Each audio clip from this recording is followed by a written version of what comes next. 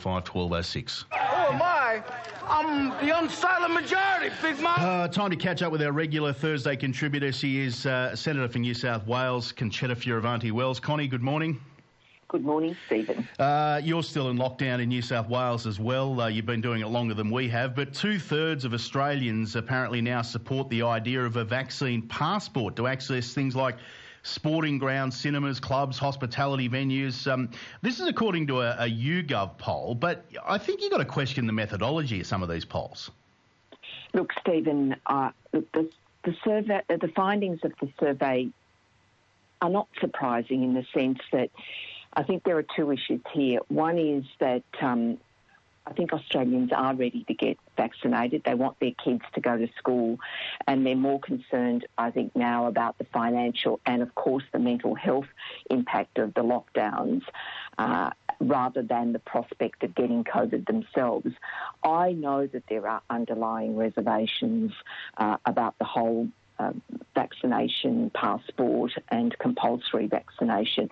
But I think the overwhelming desire for a clear pathway to normality will likely overtake those concerns about privacy. And I know that there are people who are continuing to have reservations because I just get hundreds and hundreds and hundreds of emails of people who are concerned about this. They don't want mandatory vaccination and they don't want vaccine passports. Yeah, so you think it's more along the lines of, look, I don't like the idea of this, but I was going to get vaccinated anyway, so no skin off my nose, so to speak. No, I think that people do have concerns, but particularly now as we're seeing the circumstances where you've got a lot of financial hardship, you've got a lot of mental health impact, particularly on our children, particularly on children staying at home. We've seen the rates of teenagers and suicide rates and attempted suicides and presentations at emergency departments.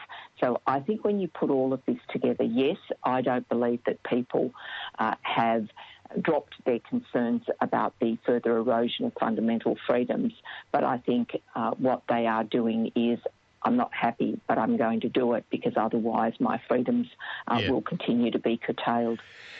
Connie, the federal government, I think, has been lacking in its willingness to stand up to the states, although that seems to have changed recently. Attorney General Michaelia Cash has warned that border closures won't be proportionate once we've got to that 80% vaccination rate and that there may be legal challenges. But this hasn't stopped the belligerents, particularly from Western Australian Premier Mark McGowan, who's vowing to fight any legal challenges to his border rules. In Queensland, we've got the disgraceful scare campaign suggesting that children under 12 are going to die from this virus if we open the borders. Legally, and you're a lawyer by trade, I mean, is Michaelia Cash right here? Is she going to be on a winner if she has to take legal action? Look, I think let's look at this situation. The government has made it very clear that there are no plans to challenge the state border closures in the High Court. Now, in November last year, the High Court decided that closing the Western Australian border was necessary, and it was a proportionate response. Now, at the time, the Chief Justice, Susan Kiefel, and Justice Pat Keane, they endorsed the position and they made this statement. I think it's really important, and that is that there is no known vaccine and no treatment presently available to mitigate the risks of severe medical outcomes or mortality for a person who contracts COVID-19. Now, a lot has changed since November last year.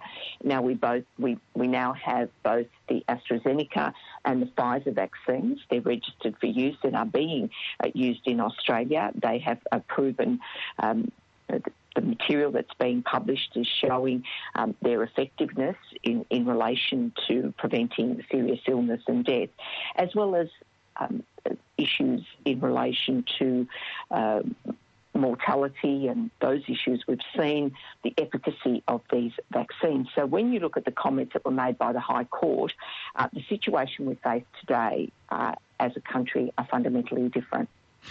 Yeah, but shouldn't, if indeed because all of these premiers have signed up to this national cabinet plan, now they seem to be backtracking, as they usually do with every decision that national cabinet's made. Doesn't the federal government have a responsibility to actually take them on legally if they have to? Well, I think that certainly there has been criticism of the National Cabinet. Now, the federal government has persevered with the premiers and the chief ministers. They've signed up to this four-step national plan based on the Doherty modelling, and one presupposes that if they have signed up to a plan that they would abide by its terms. But as you correctly said, we've seen both Queensland and WA doubling down on what is effectively a zero COVID strategy, with lockdowns being the default position. Look, in the end, Australians, I don't think, are interested in the bickering between the states and the Commonwealth. They just want to get on with their lives. However, I do believe that there is a growing perception that the Commonwealth has forfeited control and the states are effectively doing what they want, and the Commonwealth appears to be bearing the brunt of the blame for failures predominantly, which are at a state level. Now, yes, there have been issues in relation to the vaccine rollout, but that supply issue now has been rectified. And I think when you do look back at National Cabinet, and it was interesting to read some comments that were made by Paul McClintock, and of course Paul McClintock led the COAG Reform Council for Prime Minister Howard, and he's been very, very critical of the National Cabinet, basically saying that these ad hoc meetings are no way to run an effective federation. And we've also seen now that a year on, the premiers are split. They're split on lockdowns, they're split on vaccines, they're split on border closures, and they seem to be attacking each other at multiple times during the pandemic. Yeah, it's an extraordinary situation. Let's move on to other issues, and something that I know that is of interest to you because you, in your previous role as a Minister for the Pacific, 70 years since the ANZUS Treaty. Labor now, though, wants us to have a strategic review of our Defence Force posture, focusing on cyber security and the Indo-Pacific. There's probably a lot to be said for that. There is, Stephen. Of course, the security of our the security, the prosperity and the stability of our region is second only to the defence of Australia. Look, the ANZUS alliance has been a strong one. It's a relationship between two friends. It's a strong bond.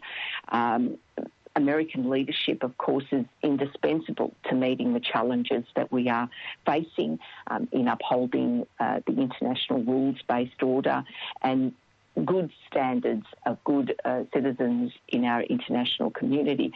And this is why, and we've discussed this before, the recent events of Afghanistan, I think, are of real concern. Regrettably, the circumstances that have surrounded our departure have raised legitimate concerns about decisions that have been taken, which has led to what is an extraordinary policy and military failure. And the US, particularly in this instance, and the coalition of nations, as it's been described, has failed to abide by the old maxim of hoping for the best and planning for the worst. So, yes, it is an important relationship, but now more than ever, the alliance should remain strong. But what I am concerned about is that the repercussions of Afghanistan will see a change in the global geopolitical situation, and the enemies of the West, particularly China and Russia, are being emboldened, and therefore now our fight against terrorism has gotten harder, and one only has to see, when you leave $85 billion worth, or estimated $85 billion worth of equipment in Afghanistan, that's certainly going to embolden terrorism. And so therefore I think that this alliance now more than ever, we need the US to step up, and I think that under Biden I certainly have questions about that. I think many of us do. Connie, good to talk to you. We'll catch up again next week. Thanks very much, Stephen. Senator Concetta Fierravanti-Wells back with us next Thursday. It's 7:18.